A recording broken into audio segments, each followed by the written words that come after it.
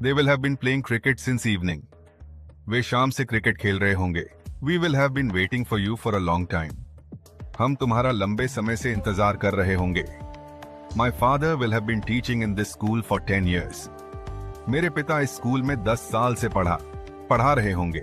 She will have been writing a novel for 1 year. वह 1 साल से उपन्यास लिख रही होगी. I will have been feeling tired all day. मैं पूरे दिन थका हुआ महसूस कर रहा होऊंगा.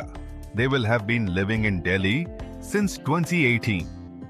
वे 2018 से दिल्ली में रह रहे होंगे. She will not have been coming to class regularly.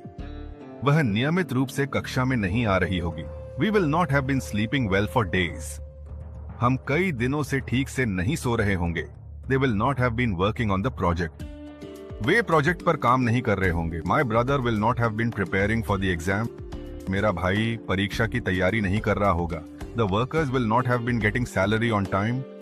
मजदूरों को समय पर वेतन नहीं मिल रहा होगा. He will not have been attending meetings regularly. वह नियमित रूप से मीटिंग में शामिल नहीं हो रहा होगा. Will you have been studying since morning? क्या तुम सुबह से पढ़ाई कर रहे होगे? Will she have been working here for a long time? क्या वह यहाँ लंबे समय से काम कर रही होगी? Will they have been waiting for us? क्या वे हमारा इंतजार कर रहे होंगे? Will he have been feeling better by then? क्या वह तब तक बेहतर महसूस कर रहा होगा? Will you have been learning English for 2 years?